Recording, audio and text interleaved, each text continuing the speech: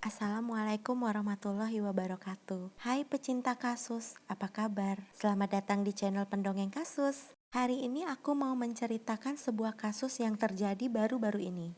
Kasus ini menceritakan tentang sebuah keluarga yang mempunyai rahasia terdalam, pengkhianatan, dan menggegerkan sebuah daerah elit di salah satu tempat wisata terbesar di dunia.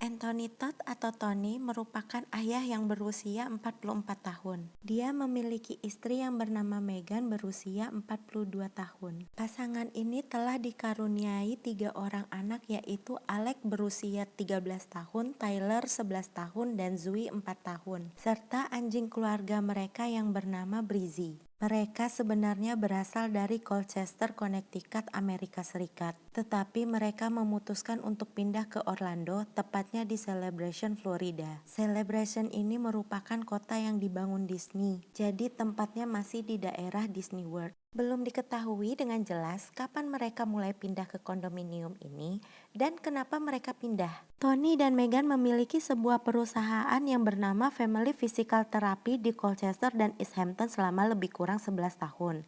Physical therapy atau fisioterapi adalah prosedur untuk memeriksa, menangani, dan mengevaluasi pasien yang mengalami keterbatasan gerak dan fungsi tubuh. Tony memiliki gelar MSPT atau MPT, yaitu Master of Physical Therapy dari Sacred Heart University di Fairfield, Connecticut, Amerika Serikat. Sedangkan Megan juga memiliki gelar Magister Physical Therapy di kampus yang sama dengan Tony pada tahun 2001. Dimulai pada tanggal 22 Desember 2019, pengadilan mendapatkan pengaduan tentang penggusuran terhadap keluarga Todd dan surat panggilan itu dilayangkan pada tanggal 26 Desember 2019. Isi pengaduan tersebut mengenai tunggakan sewa kondominium mereka sebesar $6.000 atau setara dengan 87 juta menurut kurs saat ini. Pada tanggal 6 Januari 2020, kerabat keluarga Todd sempat menanyakan kondisi keluarga itu melalui SMS karena mereka belum mendapatkan kabar sejak sebelum Natal, dan pesan itu sempat dibalas Tony, kemudian tidak ada kabar lagi selanjutnya. Anggota keluarga akhirnya melaporkan kepada kepolisian setempat tentang kekhawatiran mereka tersebut terhadap keluarga Todd. Atas laporan tersebut, polisi mendatangi kediaman mereka hingga 5 kali sejak laporan itu didapatkan. Tetapi sepertinya kepolisian tidak mendapatkan info apa-apa dari kediaman mereka. Saking khawatirnya, mereka sampai membuat grup Facebook bernama Looking for the Todd Family, serta dibantu dengan tim True Crime secara mendalam menyelidiki hilangnya keluarga Todd di media sosial.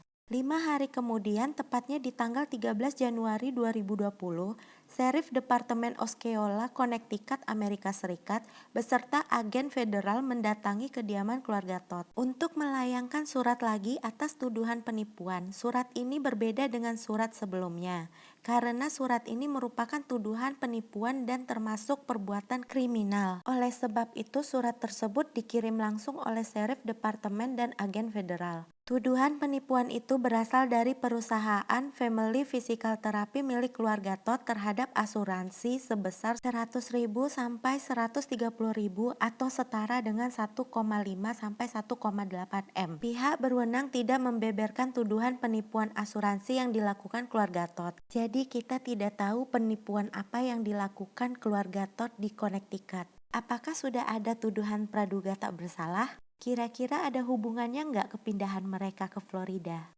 Salah satu petugas kepolisian yang berada di TKP mengatakan, pada pukul 9.30 pagi saat mereka memasuki rumah keluarga Todd, mereka melihat Tony sedang duduk di tangga. Petugas sempat menanyakan kepada Tony tentang keberadaan istrinya. Tony mengatakan bahwa Megan sedang tidur dan berteriak memanggil namanya seperti sedang membangunkan Megan. Karena Megan tidak kunjung datang, polisi berinisiatif untuk memeriksa kondisi kediaman mereka tanpa perlawanan Tony.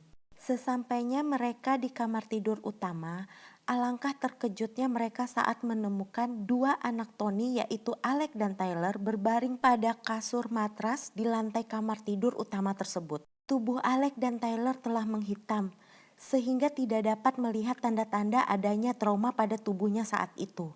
Sedangkan Meghan, istrinya, tergeletak bersimbah darah yang telah kering di kasur utama tersebut. Berbeda dengan Zui, ketika polisi berada di kamar tersebut, mereka tidak dapat menemukan Zui. Polisi menanyakan keberadaan Zui kepada Tony. Tony sempat mengubah-ubah pernyataannya. Awalnya Tony mengatakan bahwa Zui sedang pergi menginap. Kemudian untuk kedua kalinya, Tony merubah pernyataannya dan mengatakan kalau Zui ada di tempat tidur.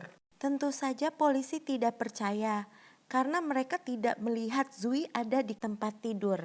Lalu Tony mengubah lagi jawabannya dan mengatakan bahwa Zui berada di dalam lemari. Dari semua pernyataan Tony tersebut, polisi masih juga tidak menemukan Zui. Setelah melakukan pemeriksaan lebih intensif lagi, akhirnya kepolisian menemukan jasad Zui di balik selimut tepat di bawah kaki ibunya. Mereka juga menemukan bangkai anjingnya, tetapi tidak banyak info yang didapat. Jenazah Meghan dan ketiga anaknya sudah dalam keadaan dekomposisi atau pembusukan lanjut saat ditemukan. Dari hasil otopsi mengungkapkan bahwa Tony diduga telah membius keluarganya dengan Benadryl, menghilangkan nyawa mereka, dan melakukan tindak kekerasan yang lainnya. Benadryl sebenarnya adalah obat batuk dan anti alergi. Benadryl sendiri merupakan obat bebas, artinya bisa dibeli tanpa resep dokter. Efek samping dari obat ini antara lain mudah mengantuk, lemas, dan pusing. Pecinta kasus udah ngerti kan kenapa mereka mudah dihabisi padahal pelakunya cuma satu orang. Pada jasad Meghan terdapat 2 tusukan di mana tusukan tersebut terjadi 1 kali saat dalam keadaan hidup dan 1 kali setelah Meghan tidak bernyawa. Sedangkan Alex dan Tyler sama-sama mendapatkan luka tusukan tunggal di perutnya. Dari ketiga korban itu menunjukkan bahwa sebenarnya ketika ditusuk, mereka masih hidup atau sudah tidak bernyawa. Karena luka tusukan itu sebenarnya tidak dapat menghilangkan nyawa mereka. Jadi belum diketahui juga apa yang menyebabkan mereka menghembuskan nafas terakhir. Pada jasad Zui tidak memiliki bukti trauma pada tubuhnya, tetapi kekerasan dan Benadryl masih terdaftar sebagai penyebab hilangnya nyawa Zui. Kesimpulan hasil otopsi yang menunjukkan bahwa kekejaman yang dilakukan Tony kepada istri, anak, dan anjingnya tak lama setelah tahun baru 2020 dan baru ditemukan 2 minggu kemudian. Itulah mengapa jenazah mereka sudah dalam dekomposisi atau pembusukan lanjut. Ada 2 versi kronologi yang masih diselidiki kepolisian. 1. Kronologi menurut pengakuan Tony. Kedua, kronologi menurut analisa otopsi. Menurut Tony, dalam surat yang dikirim kepada ayahnya ketika dipenjara pada tanggal 19 Juni, dia mengklaim bahwa sebenarnya Meghanlah yang telah membius anak-anaknya dan kemudian menikam serta mencekik mereka. Setelah itu istrinya kemudian meminum sebotol Benadryl dan menikam perutnya sendiri. Tetapi sebelumnya Tony sempat menghubungi kakak perempuannya melalui telepon penjara pada tanggal 27 Februari. Pada saat itu Tony mengatakan bahwa sebenarnya dia tidak ingat apapun yang terjadi antara Natal dan minggu pertama dia di penjara. Tony juga mengaku pada malam kejadian dia sedang mencari kalung perak Mickey Mouse milik putrinya Zui. Tetapi saat dia tidak dapat menemukan kalung tersebut di dalam kotak perhiasan, dia meninggalkannya dan membiarkan perhiasan itu tidak ditemukan. Dan selanjutnya dia tidak ingat apa-apa lagi. Meskipun pihak kepolisian mengatakan bahwa setelah penangkapan itu, Tony mengaku telah menghilangkan nyawa istri, anak, dan anjingnya. Tetapi dalam percakapan itu Tony mengelak dengan mengatakan bahwa dia sebenarnya tidak mendengarkan apa yang dikatakan penyidik kepadanya. Dan dia meyakinkan bahwa dia akan melindungi Meghan sampai kapanpun. Sedangkan menurut dari analisa otopsi, setelah Tony memberikan seluruh anggota keluarganya Benadryl, Tony pertama kali mencekik istrinya. Kemudian dia mencekik kedua anaknya dan kemudian menikam salah satu putranya dengan benda tajam dari dapur ketika putranya itu melawan, mencakar, dan menggigit ayahnya. Setelah itu Tony kemudian mengiris istrinya dan putranya yang lain untuk memastikan mereka tidak bernyawa lagi. Itulah sebabnya pada saat Tony ditangkap terdapat beberapa luka di tangan, dada, dan lehernya. Anthony Todd ditangkap dan didakwa dengan 4 dakwaan pembunuhan tingkat pertama dan 1 dakwaan kekejaman terhadap hewan. Saat ini Tony sedang menunggu keputusan dari pengadilan tentang vonis hukumannya. Dalam penyelidikan tercatat bahwa motif Tony adalah hutang dan tuduhan penipuan.